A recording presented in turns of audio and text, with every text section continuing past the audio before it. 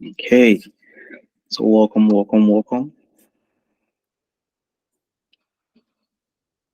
Hi, Oluchi.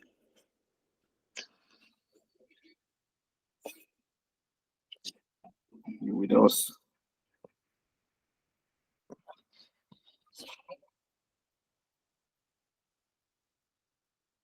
Hello? Yes. Hi, Oluchi. Hello? Can you hear me? Yes, we can. Hi! Hi, everyone. Good afternoon, everybody. Mr. Kufoniyi, good to see you, sir. Good to see you, Digilu. Thank you. Thank you for making out time to be here. Last time I saw you, you looked older. Are you aging in reverse? Oh, you're probably the first person to tell me that, but I'll take it. You know how we like it, okay? I would love to be the first of many things. Mr. Kufoniyi, thank you so much for making our time to be here. Just looking at the time, in 1 minute we're going to jump in. Yep.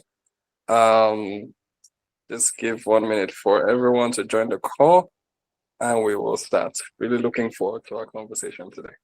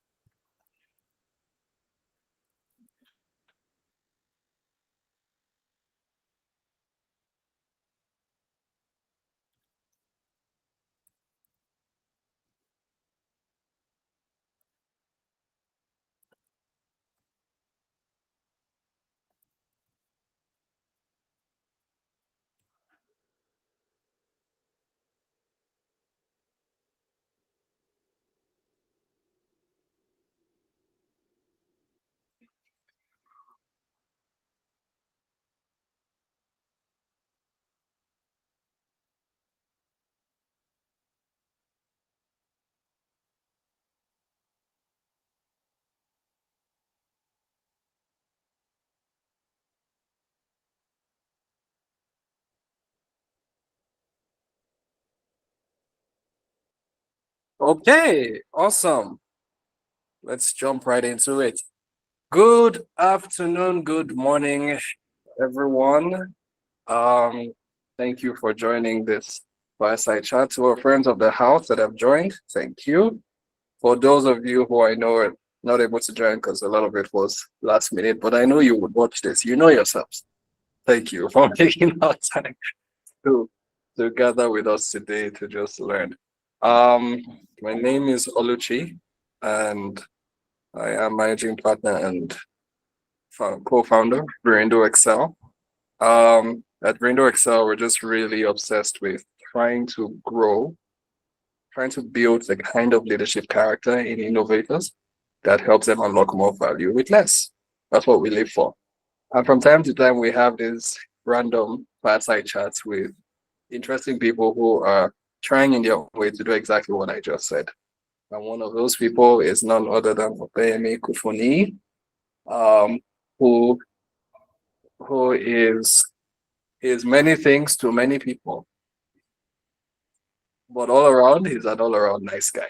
I will let Ope introduce himself in a minute, but we're just gonna jump into a conversation with him to learn about his journey so far over the past, I don't know what, maybe 8 years or so. Going all the way from university days to getting his orientation, during his early years out of uni as a management trainee, and to what he does now for, well, one of the things he does now for a living, and how that journey has been. Thank you for making that time. Do you want to help us introduce yourself, please? All right, thanks, Oluchi. Hi guys. So it's really lovely to be here. Thanks, Demitai and Jonah, for inviting me. Yeah, so like Oluchi mentioned, my name is Opeyemi Kufoniyi, but you can just call me Ope. So I'm co-founder and COO. Also wear like the chief product officer hat at TradeBuza. So TradeBuza is an agri-tech company, right, that essentially provides like data and API infrastructure for agricultural finance and last mile operations. So are just like buzzwords for, we have platforms that are used by banks, insurance companies, right? And agribusinesses managing lots of farmers to automate their operations or to essentially get data to underscore loans or issue loans and things like that. So we've been doing that now for 5 years, since 2018. It's been a while. Prior to that, I was at Venture Garden Group, like you guys. Started out as an MTP, rotated through various teams, market intelligence team, trips. I'm not sure whether trips is still a thing right now, but we're building like a travel and expense practice. Then post like my MTP program, I was business operations manager for Finatech and Guardian Social Ventures. Guardian Social Ventures was just a new entity back then. Yeah, and then I guess that's mostly it.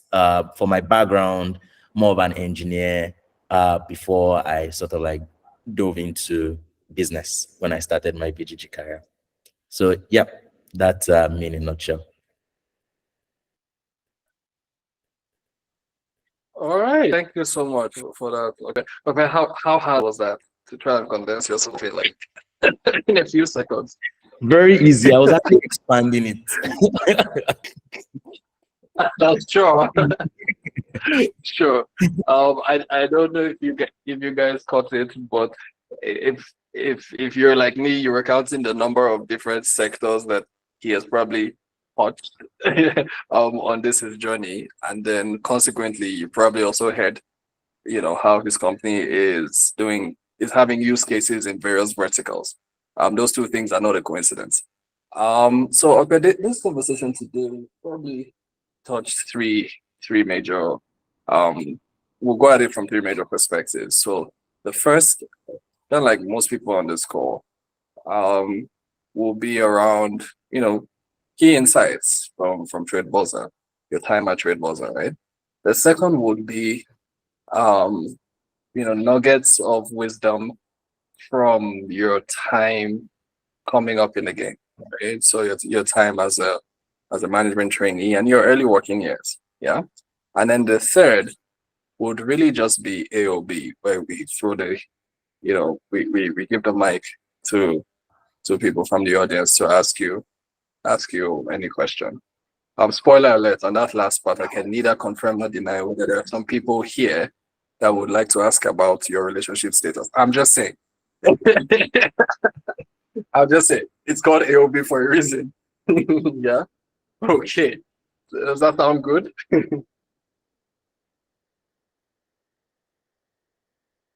All right. So do you want me to jump right into it, Ology? Yeah, sure. No, I will ask. So Okay. for TradeBuza, I think maybe give us a snapshot, right? You've told us what TradeBuza does, and that's great. But I think it would be great to better understand it first in terms of what is the scale at which you guys are playing at, just to understand the level of complexity of the problem, and then go back to what the early days of TradeBuza was like.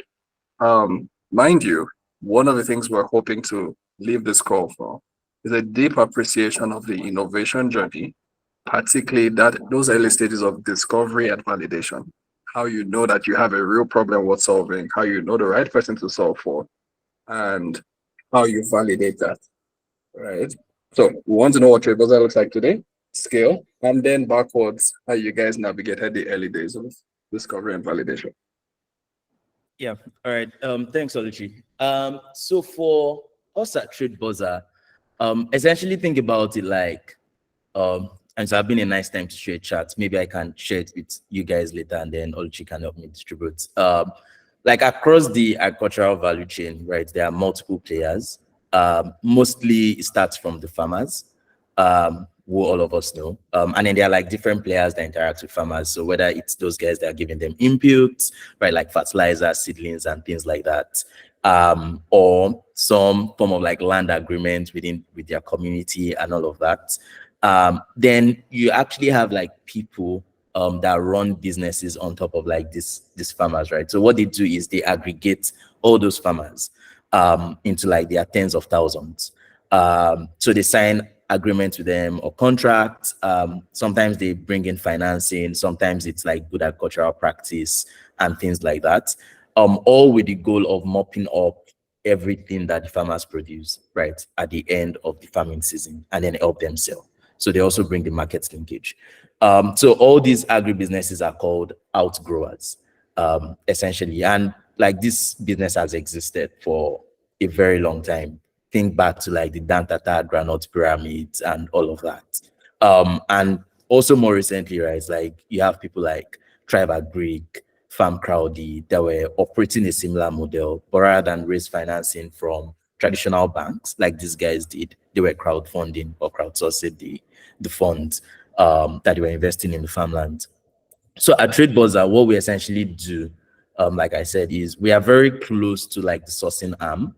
So we have multiple products that sort of like tackle different challenges across the agricultural space, and we are still building more. It's still day one, at the risk of sounding like cliche.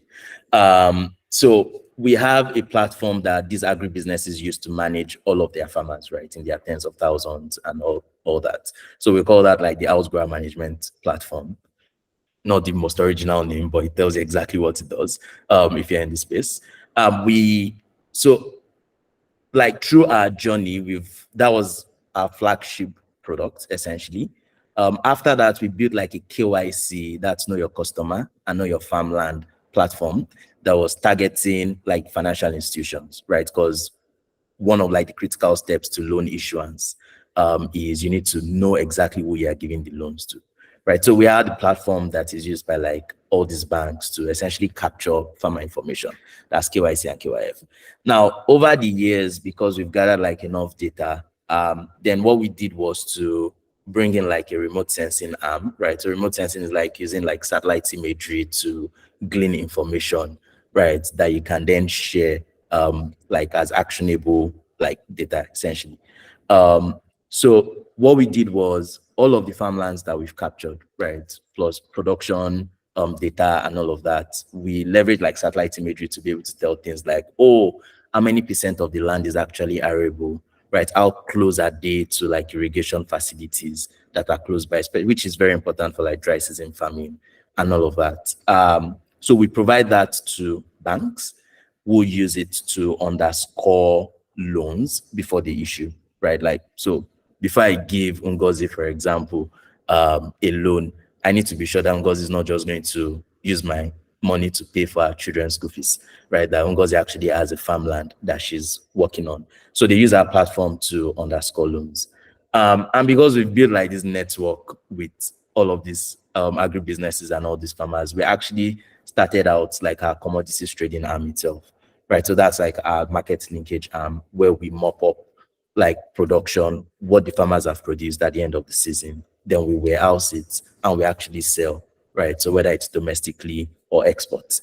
We're also working on some more interesting like tech products around along those lines. So I think like for us at TradeBuza, right, currently what you see is although we are playing across the different sections of like the agricultural value chain, and we have like products that are targeting like different sections or operations in case of like commodities trading. There are 3 key challenges we are trying to solve, right, that we've narrowed down in the space. The first is inadequate financing, right? So according to World Bank in 2021, we have like a $450 billion finance deficit in sub-Saharan Africa for smallholders, right? For them to be able to produce at the optimal level. The second is good agricultural practice or lack of good agricultural practice.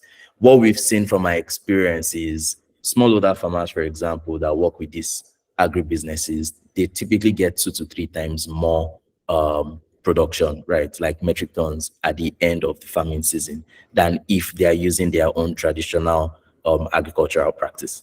And the final piece is just market linkage. I think most of us are familiar with that, right? Like baskets of tomatoes just go to waste in Benue because there is nobody to mop up the production, to mop up like that production, right? And in the Southwest, we consume a ton of it. So linking a ready demand, right, to the production is actually a big challenge. So whenever we are building up like a new product or we're starting out a new operations, those are like our three tenets or the three main things that we're always trying to solve. And if you look at all the products that I listed, and even more that might come out in the future, you would always notice that they are solving one of like those three tenets at any point in the agricultural value chain. But we are very particular about the source, right? Because we think that like discovery, right, and actual source is where most of the problem is, right? Demand is mostly solved in that sense. So yeah, so that's like the current state of affairs for TradeBuza.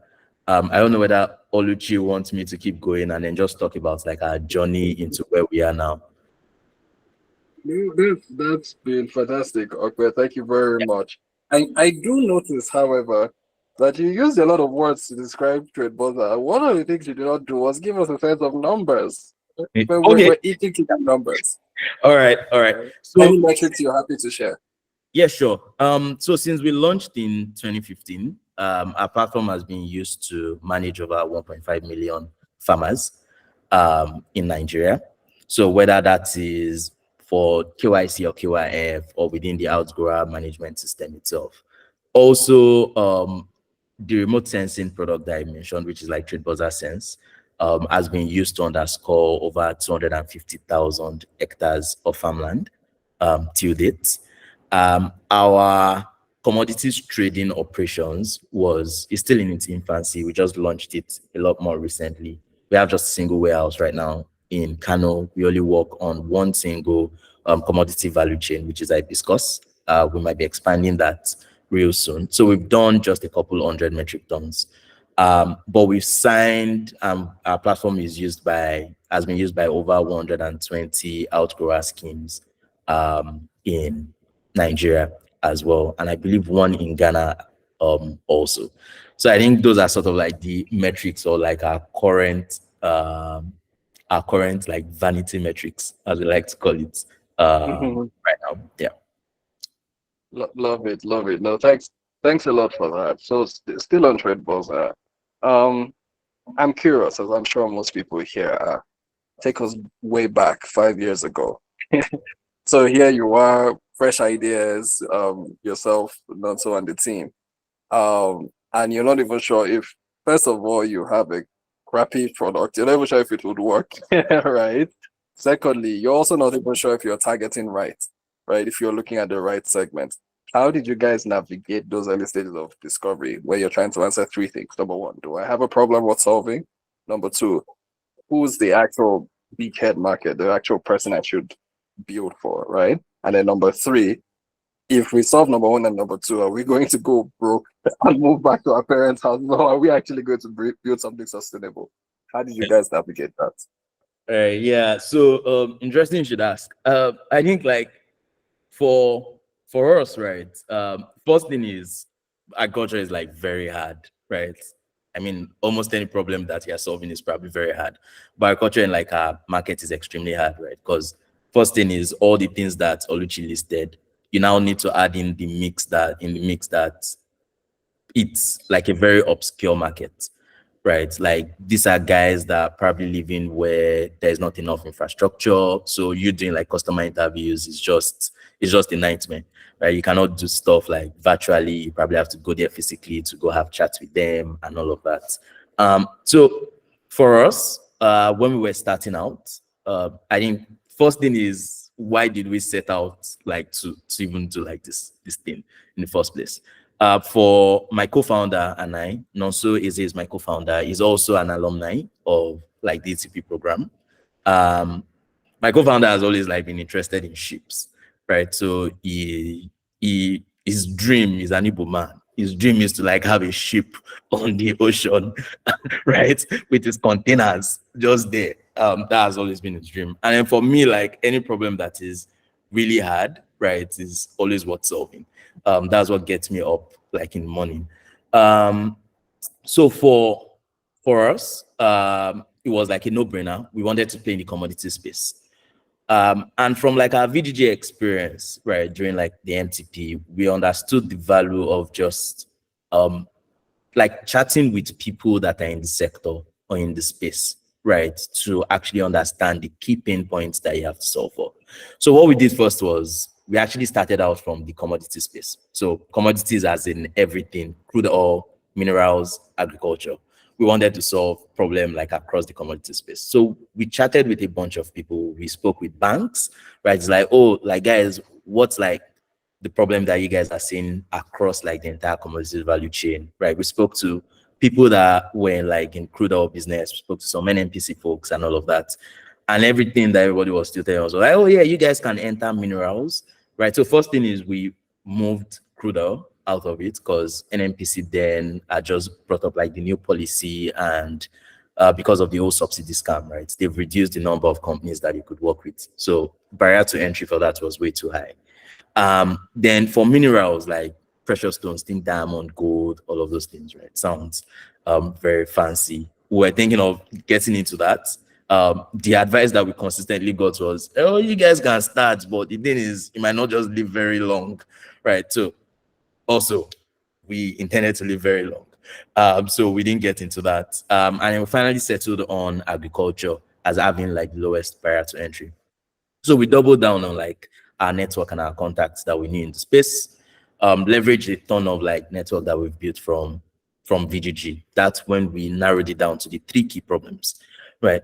Now we had like all of our problems defined and everything, right? Like these are the key issues and everything in the space. And it was consistent, right? Across like banks, people that were actually like managing farmers and all of that.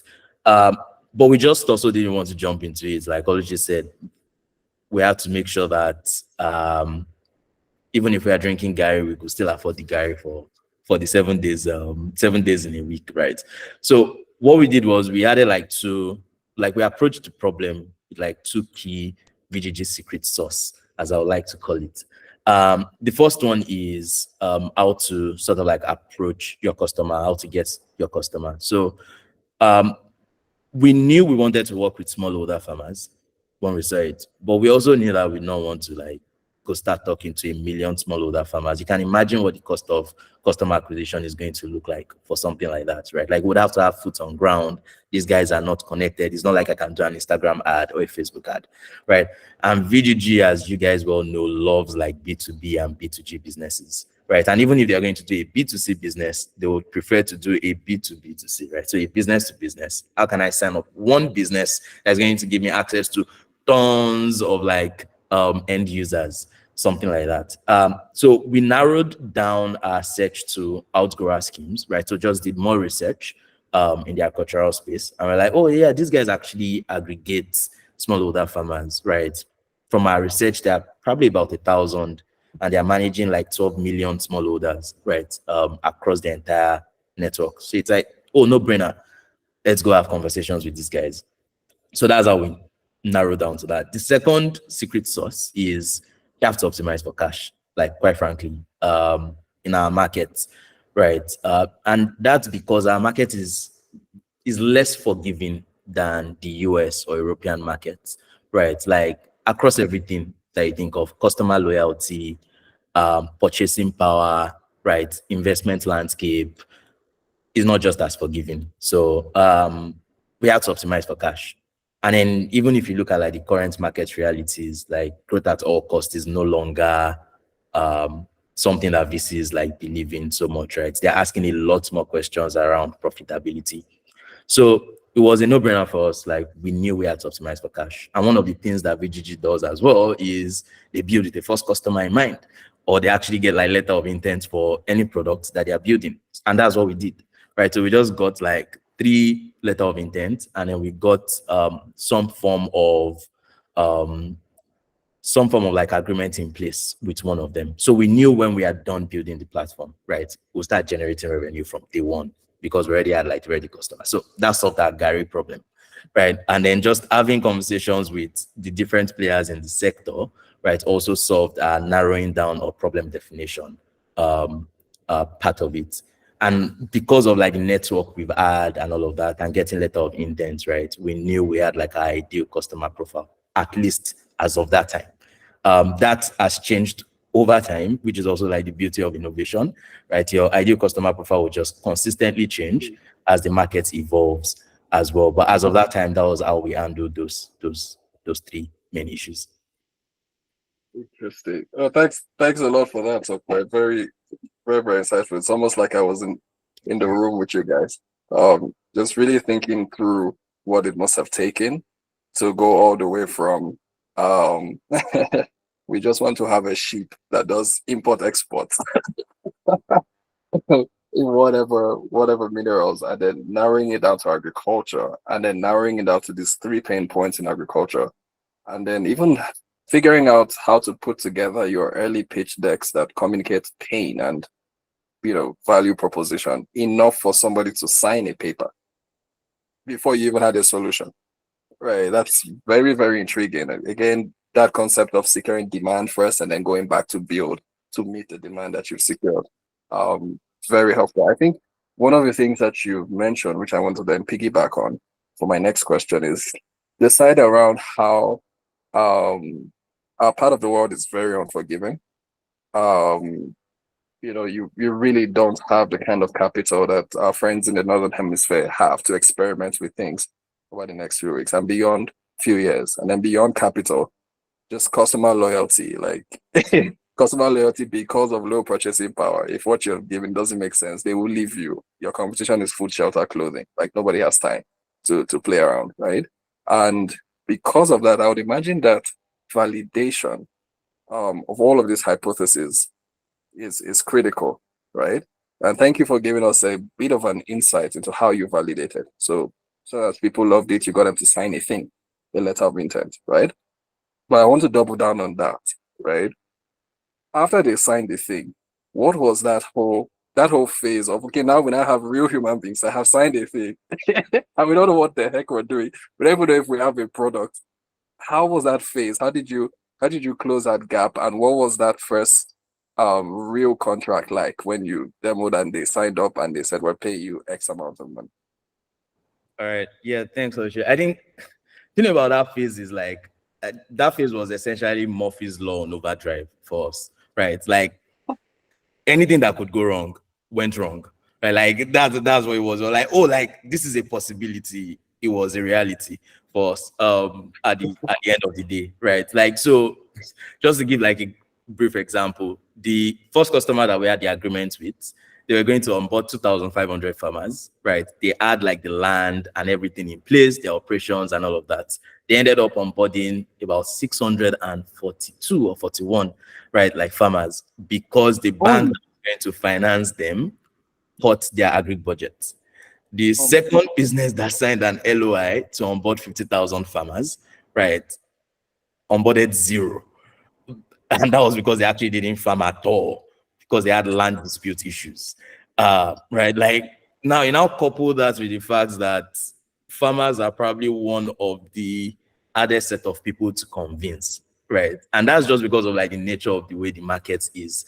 Because like unlike your traditional business where you open like a store or something, or you're making sales like regularly, right? Like you can track like week sales. That's not the way smallholder farming is in our market, right? Like you have people that bear costs for about 3 months to 4 to 5 to 6 months on end, depending on what they are growing. Yeah. And then they do like a bullet sales at the end of the season. So everything you're doing had better be right, unless you're just going to be in debt, right? At the end of 6 months or at the end of 5 months. And there is really no way for you to track it. So them changing their mind to adopt like innovation or change like what they are doing is extremely difficult. You actually have to rely on word of mouth and referrals and trust. Like that's just what works best in markets. Like who has used it before? Oh, I know Oluchi, right? Yeah, I saw that Oluchi has doubled like his returns and all of that. So it was pretty interesting, right? Like everything was just going wrong. Even our POC, our MVP that we were building, when the 640 farmers were onboarded, we actually did stuff on Excel, right? As opposed to a mobile app and a web platform. The agents were just punching data into like Excel that had like data validation and stuff like that we had to build like overnight because farming was going to start the next day. And they needed a platform to use. So it was was like a pretty interesting phase for us, right? I think there are so many times when also and I probably thought that maybe we'll just go get this full-time job back. Because what are we really doing here? Right. But I think that's like the beauty of like these things, right? You just have to expect the unexpected, and just be flexible enough and just persevere and be resilient as you're going through like the process. So yeah, for us was we went to the guys, right? Oh yeah, it's time to onboard 2,500 farmers. Or like, oh sorry, Wami, sorry guys, it's only 640 we can onboard. Right. They did onboard the farmers. We had like a new set of problems that were just unlocked once that was done, right? That has to do with customer support. So you're probably like having conversations. No, and I are probably like doubling on calls, right? Having conversations with field agents down field. Oh, like this guy is speaking Igbo. No, so that's you. This guy is speaking Yoruba. But that's you, right? So we had like a bit of national character because we could speak multiple languages across the team. We also had like somebody that could speak Hausa then. That was like a friend. So we had like that issue to deal with, right? But I think what all of that just did for us was it set a very good foundation, right, for the scale that we're trying to achieve, right? So it was an extremely rocky start. Yeah, probably gave up a couple of times, but yeah, I think that was how that period was. It was just Murphy's Law on overdrive, is the way I would describe it. Very, very, very interesting. Okay, thanks for that. What I'm essentially hearing is people signed a thing, agreed to give you X number of customers. Crunch time came. They gave you X divided by by 50 was all you had to play with. And then I'm also hearing that even when the time came to serve the X divided by 50, everything was breaking. and the people who started a business thinking that, yeah, they're going to get rich like Mark Zuckerberg, a social network, ended up being customer service reps in the background because everything was falling apart, right? I really feel like these are the sides of the innovation journey that Hollywood really doesn't show you. You know that part in the movie where they're stressing, they're writing code and then they move on to the next scene where they're all standing on stage. It's the in between. Yeah, it's what happened for those days. Excited. No, thanks a lot. Now that leads me, please, that leads me to my next question. Because you've gone from that to, as you said earlier, over 1.2, 1.4 million, 1.5 now. 1.5 million customers served. Yeah. Right. Yeah. That's just insane. I can't even imagine. You know,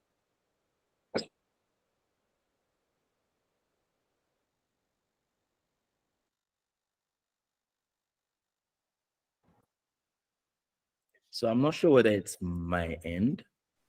Can No, everyone hear it's LG? not just your hand. No, I think we lost him. Yes. Okay. I think we lost him. Hi, Opey, how you doing?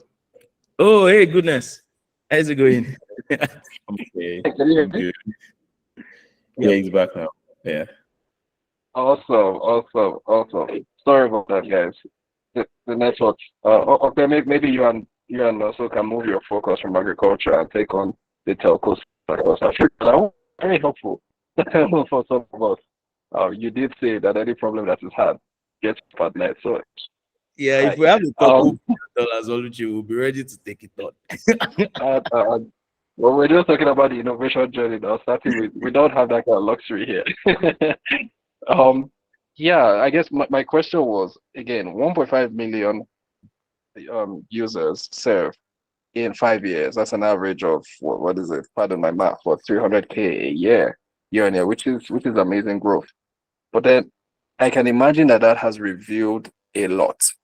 First, in terms of the original problems in the sector that you started to solve, that you started TradeBuza to solve, but also weaknesses in your team and also weaknesses in your partners. So I imagine that you're every day filled with problems. But I guess my question is, 5 years down the road, if you look at the entire landscape of problems, what is the one thing that you say gets you up at night right now that you're trying to solve? That thing that if you solve it, you're likely going to just retire, go and live on a beach somewhere. I don't know about Nonso. Nonso looks like he likes to work. But for you, you're like, this will be my gift to humanity. Like Thanos, I will retire and just go on a farm somewhere, pun intended. What's that one thing, that one problem that still exists in the space? That's a big one. I'm trying to narrow it down because there's just so many things. And it's probably like a different problem that gets me up every night. So I think in the space, right? If we are going to narrow it down, I would say that when our platforms are running like a well-oiled machine, right, and banks, financial institutions are just using our platforms to issue the loans, right? So let's say we can do 20 to 30% of the agricultural deficit, right, that World Bank said, we will be fine at that stage, right? I think we'll have made like enough impact or significant impact to say, yes, looks like this is a problem that we've now cracked. But it doesn't seem like it is right now because, as you guys know, population is growing, right? Like Nigeria in 2050 is supposed to be what? Fourth? Or like most populous country, right, in the world. So that gap is actually growing. It's not reducing, right? So we need to produce more to have like food security and all of that. So it's like the solution is not catching up to the problem fast enough. Right. So once we can crack that piece, then I would say yes, we've achieved like what we wanted to achieve. But like I said, that piece is like it's like a hydra, right? Like there are just so many things that are connected to it. It's not just one single thing you can solve. You actually have to tangle the entire ball before you can get to like all of the issues or get to all of the issues. Gotcha. No, thanks a lot for that. Very profound wisdom. So what I'm hearing you say is essentially at its core, TradeBuza is trying to solve that liquidity gap. Yeah. Right, that exists in smallholder farmers getting liquidity. And your hypothesis is based on a lot of inefficiencies across the value chain. And so you're just taking a stab at that. But then number two, and this is what we see, right, with a lot of problems on the innovation journey, it's that trends, both market and countrywide trends, means that the problem you see today, it's not static. It's like a moving target, right? In the next 2 years, it's going to get worse, right? Worse and or better, depending on the industry, right? And depending on the number of people taking a stab at this, that's number three, right? Because the problem is getting worse, there's only two options. Number one, those of you in the game, just keep scaling up your innovation like mad. And then number two, we need more TradeBuzers, right, to take a stab at it. Yep. Pretty much. Or more people just jackpot, and then we have like less. That could also be a solution. But yes, correct. I hear you. Oh, you do essentially. Yeah, you just reduce the market the market size as a whole, and then you make it easier for the incumbents to win.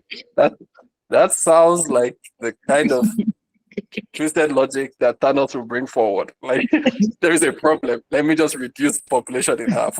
That's another way to go about it if you have that power. I love it. Okay, I'm going to pause here for a bit and take about two questions for the audience. I mean, I'm looking at the guest list and I see quite a number of people. Yes, maybe 3/4 of the people here are going through their own innovation journey right now through the ETP program, Adventure Garden Group. So they've been itching to ask a question. Please post your questions in the chat. They've been itching to ask a question. And then I also see a couple of friends of the house. I see Goodness Adewale. Thanks for for tuning in. So I know people have questions. This is the time to ask your question. I will take one. Okay, fine. If you can't post in the chat, you can unmute your mic and you can raise your hand. Thanks, Goodness. I think that would be better. Just use the hand icon there and raise your hand. Okay, so we have one. Ask your question. Thanks.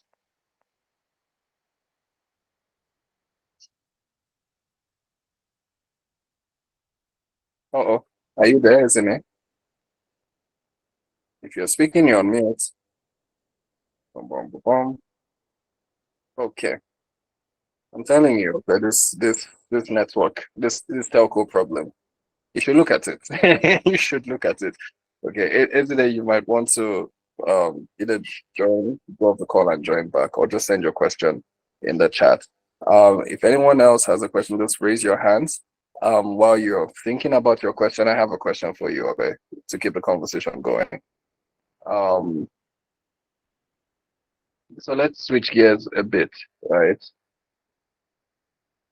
You said at your intro that post uni, you started your career as a management trainee, going through a similar program like some of our guys on this call, Adventure Garden Group.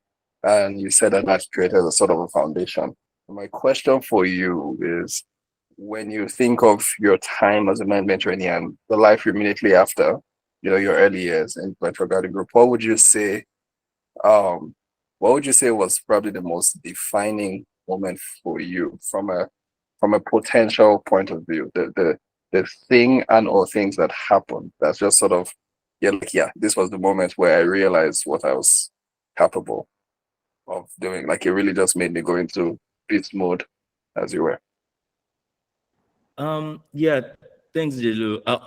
I'll choose two instead of one. Sure. My VGG moments were packed with a whole lot of like action. So I mean, bit of a background, like I mentioned, I studied engineering. Back in university, I was more of a software developer, right? So I used to build like mobile games. We even won, like, my friends and I won like the Imagine Cup, I think back in 2012, Microsoft Imagine Cup at national level for one of our games. But we never went to market with any of the games, right? So I decided at that point that, you know what, the world is bigger than my like computer screen, right? I'm just going to go learn business, whatever that meant. And that's when I got into the program. Like I said, I went through like a bunch of departments while in the program. I think the first defining moment for me in VGG was when I joined the market intelligence team. Then it was just myself, Nonso, who is my co-founder, and then Ify was leading the team. I don't know whether the team still exists today, but back then what we were in charge of was like quick prototyping and then like go-to-market strategy for new business lines or product lines. And the reason why like that moment was really defining was like Nonso and Ify are just like extremely sharp people, right? Like, so if you come to the boardroom when we are working on stuff, half the time we're like arguing about stuff, right? While working on like the same proposals and stuff. And like these are proposals that Bumi and Kumi will probably say, oh, we need this thing by like tomorrow, right? And it's just an idea that they had in their head. And you just have to come up with like financial proposal, technical proposal, work with like the engineers to build like a quick prototype of some sorts. And the thing is, those arguments really defined sort of like the way I approach problems, right? Because you just have to come correct every single time, because everybody's like backing up, or both of them are backing up their arguments with data. And you just don't want to come there and just look silly, like, oh yeah, like, you know how they say like the greatest source is like, trust me, bro. Whenever somebody says something like, oh, what's your source? Trust me, bro. So you just don't want to be like the trust me, bro guy between the three of them. So what that meant was like, before like we even have conversations or discussions, I read a ton about what we were going to discuss, right? I also did not know quite as much as them in business, like I said, because I was just an engineer. So that always made me come correct. And I think that's sort of like shaped my approach to things, right? Like, you just need to put in the hard work. And when you put in the hard work, it sort of like shows, right? And I won a couple of arguments, which really felt nice as well. So that was like the first defining moment. The second one is when I was I had the opportunity to work on JIP. That's like the largest micro lending program or initiative out of Africa. So because of my time at VGG got a contract to work on this set of programs, right? And I got the opportunity to work there. I think that really pushed me right? Because this was we're what like a 3 or 4 man team initially when we started out in VGG, and we're supposed to be in charge of both like the technology and the operations, right? And I was like number 2 on the team. And I didn't know anything about like social intervention, quite frankly, or micro lending. So that really pushed me to do way more research about things. Coupled with the fact that we had like a very demanding client, right? So like our client was the type of person when you're giving him updates or when he's requesting for updates, he will tell you, Kufoniyi, I'm asking who woke up this morning, turned on their computer, and started writing code on my project. Don't manage me. I want to know the person's name. And then when you see the name, thank you. And then you'll go look for the person's number and call them. Did you wake up this morning to write code? Right. So that was sort of like the clients that we had. So it's like, if I'm giving you timelines, right, I need to give you timelines that we can meet. And I need to tell you why I am giving you those timelines, right? So that was the type of like clients that we had. So I think that sort of like shaped like my communications as well, right? Like what I write down, I must be able to defend it, right? I must be able to add like the data, but plus like the myriad of like other things that I got to learn, right? So whether it's like understanding profit and loss about the business, right, while being the operations manager on Finatech, right? Whether it's like proposal writing, like I said, we wrote like a ton of proposals. Whether it's like problem definition, right, while on the MIT Market Intelligence team, not the Institute of Technology, like market research as well, right? Like just finding out about stuff, understanding things more or better, and then the approach to things as well, like coming up with frameworks and all of that to problem solving. I think those 2 things were the most defining moments for me during my time at VGG. Because I met like a couple of awesome people there on Discord, so do not feel bad. Yeah, you guys were awesome. I see what you did there. No, thanks a lot for that. Okay, so that's basically having a never going into a meeting blind, right? Doing your homework. I can't really echo that enough. You cannot be on the innovation journey and A, not want to put in the work before the meeting, or B, be in a meeting where your future is being discussed, especially your future in terms of the work that's coming to you. And you don't want to have a say into what the team is focusing on because you have a self-esteem problem or because you're just not, keeping up.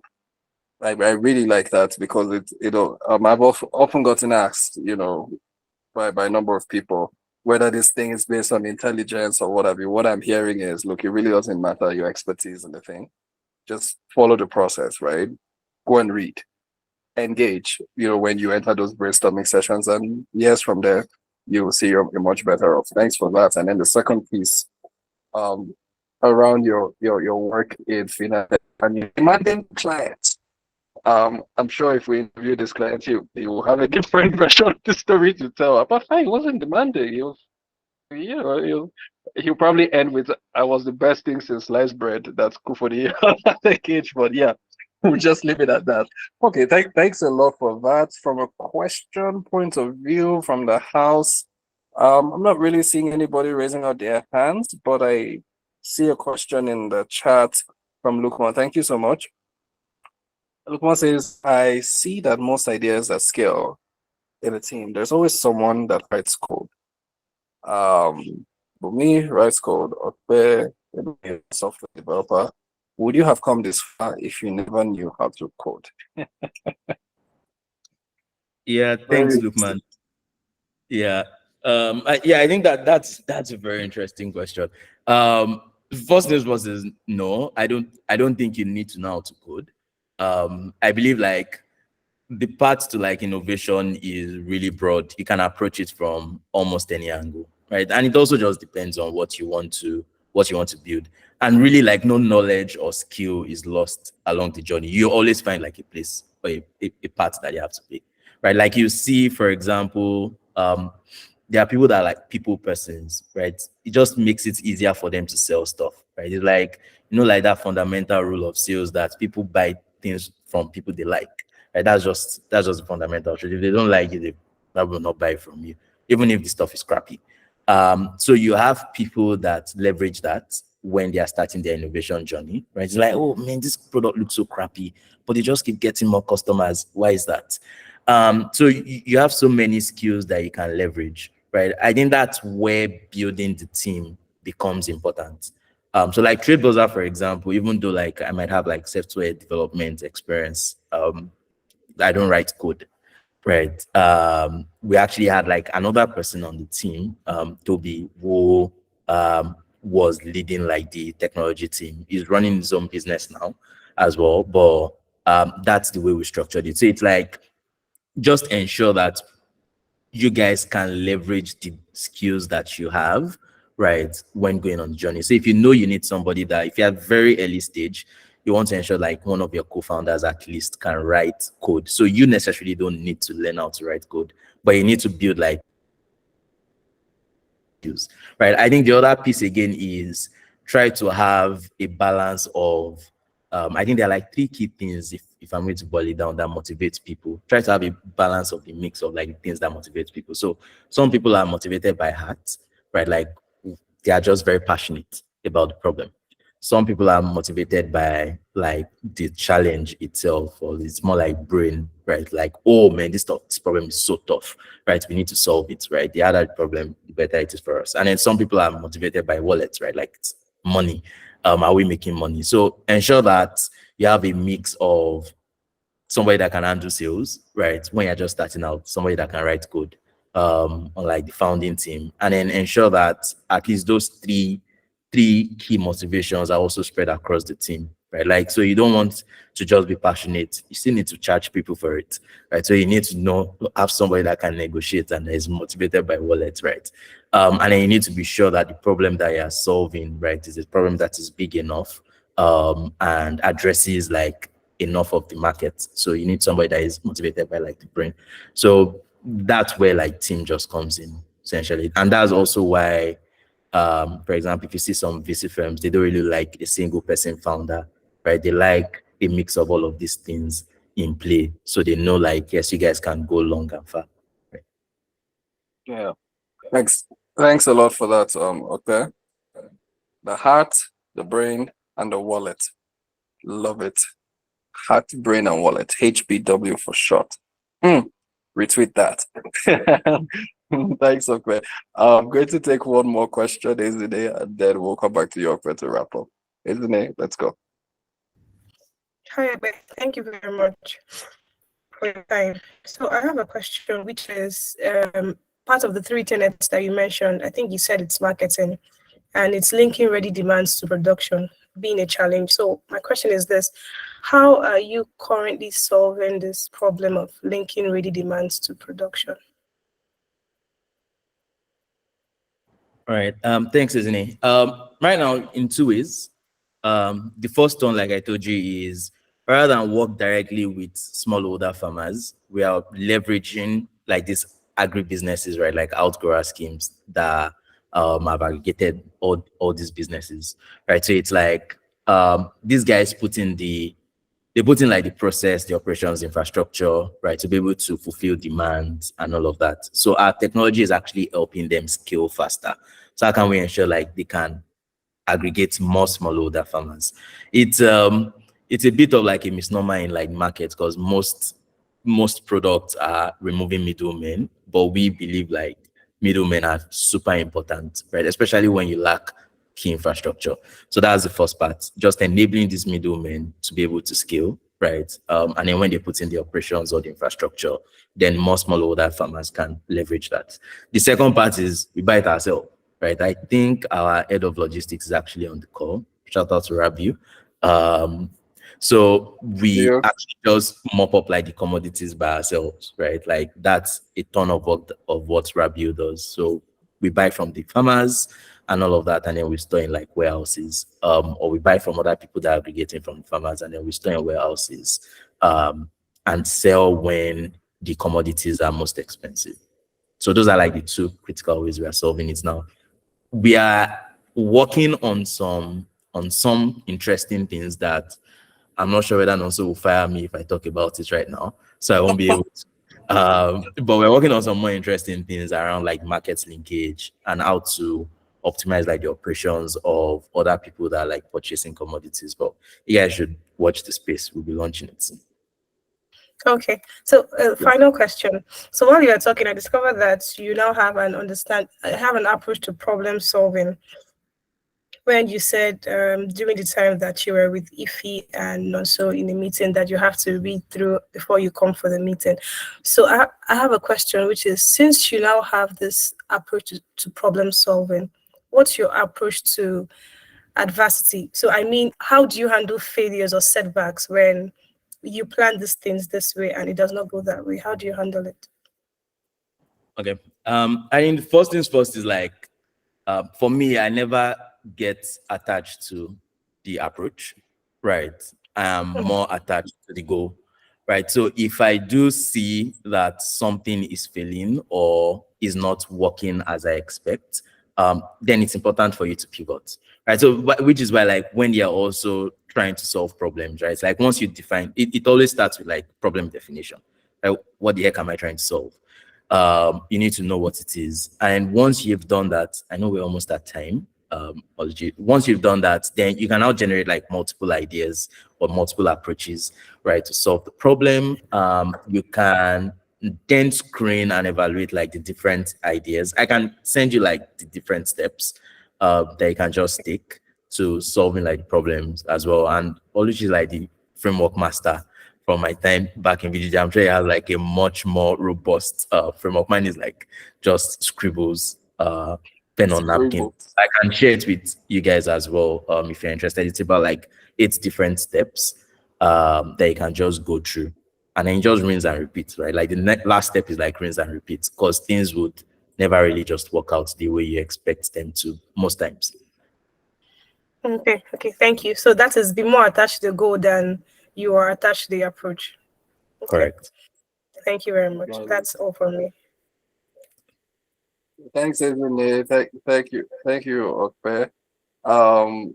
Yes, please send the more frameworks we have in our innovators toolkit, the better, right? Can I get an amen? You can never have enough, right? Okay, I did hear you say scribbles, and I was thinking to myself, God, these scribbles can get me 1.5 million customers in 5 years.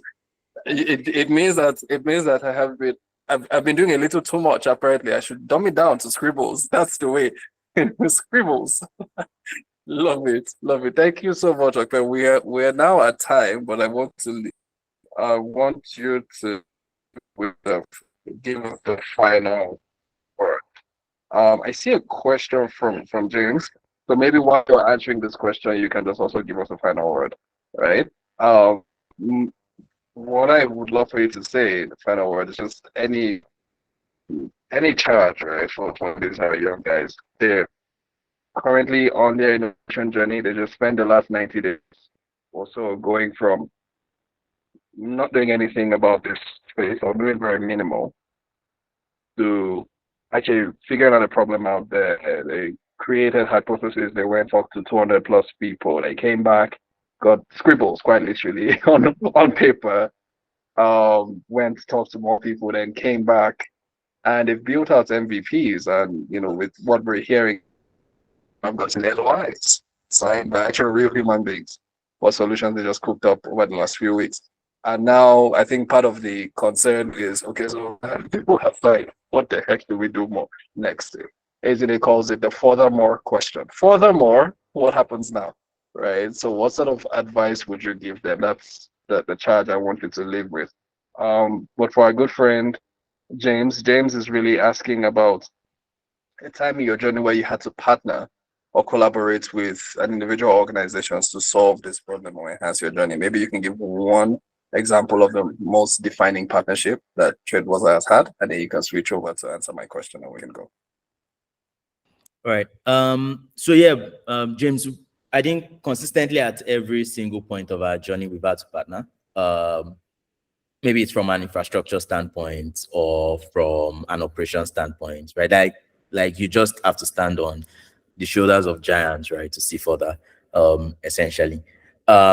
but one of like our key partnerships is we got into the Google Launchpad program. I think it was class 4. Can't remember when now, maybe 2019 or 2020. And part of like the access that he gave to us was so Google has like this Google Earth product, but they are moving that to Google Cloud Services, essentially for you to be able to automate, right? Like Google Earth, right? And that's like think about it like it's a remote sensing engineer's paradise, right? And because we were part of the cohort, we're probably part of like a handful of startups that got access to it for free, commercial license for free. And we use that to like build our new, like I mentioned, like our new product then, which is like TradeBuza Sense for the remote sensing arm of things. So yeah, I think that's probably one of like the most defining partnerships, or one of them, along our journey. But like I said, we've always had, it's our bread and butter. It's a very upscale market. You just have to be friendly with people, and you have to like network as much as possible. Yeah. So I hope that answers your question satisfactorily, James. For parting words, I don't really like parting words. I like more of like see you soon. But I think like at the risk of like sounding cliche, like I said before, it's always the one for in the journey of innovation, right? Again, innovation in itself is a journey, right? There are multiple like pit stops and rest stops you might get along the way, right? But it's never truly like the end. You have to just keep innovating. You have to keep building on it, right? Whether it's incremental or like all at once, which is like what your first journey looks like. So it's always a journey.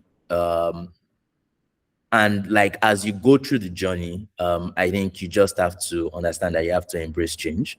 Like I mentioned, I'm not endorsing APC, but you have to embrace change. You need to have like a North Star as well of where exactly you're like walking towards. It's like being in a desert, right? And then you're just trying to find your way somewhere. And like as you keep going, right, just realize that there are multiple challenges that will come your way, and you just have to persevere through it. It really doesn't mean that like you fall in. Also, do not be afraid to pivot, right? Like the largest companies do it. If you had like any Apple or iPhone fanboys back then, they were all about small phones, right? They were not ashamed to make their phones as big as possible, right? Like later on, but all companies essentially always pivot, right? Don't be afraid to change your ideology as long as you have your North Star and you have like the exact thing you're trying to achieve, right? And yeah, just make your way through the journey, through the desert, enjoy it. There'll be downtimes, times of tears, times of joy, but the average of all of it is going to be like joy, I guess, essentially, which is why some people after finishing like a product, you see them go do something else again and start all over again, and you're wondering why, right?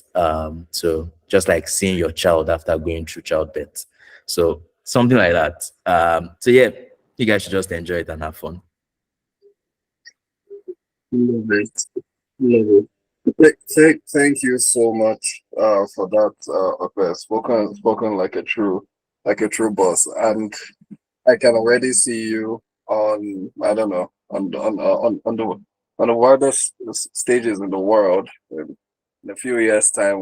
You know those how we made it in Africa videos. This is how you're going to end it. So we're glad that you used us to practice when you're doing those interviews. Thanks a lot, and well done all the work that you guys are doing at TradeBuza. I think it's amazing. I want to encourage everyone. Feel free to reach out to the TradeBuza team, make some noise. Now you know the team. Spread it on your social media. As you see this guy, he was on the set when he said here the CEO is an Igbo man that is constantly looking for business. So again, if you know people that are also trying to solve this problem, or they are controversial, can be their customers, please reach out. I'm sure TradeBuza would always take that call. That's what they will take. Thank you so much, Opeyemi, for making our time to have a conversation with these guys. I'm sure the team will definitely reach out to you guys in the coming weeks. They will need all the encouragement and support that you can give. Thank you so much. All All right. I just want to give you back the rest of your day. To everyone in the house who joined for ETPs, I hope this was helpful in framing your own innovation journey. Friends of the house, goodness, thanks for dialing in all the way from the US. Opeyemi, thank you for joining. Ebenezer, I see you. I think Francis Vesta was on the call as well at some point. Thank you, thank you, thank you. Join us again. I think we're gonna have another session tomorrow with another interesting person. And just look out for that communication. All right, guys. As I always end the sessions, my name is Oluchi. During the Excel, and this is what we do. My friends, ETPs, let's get back to work. See you on the other side. All right, have a good one, guys.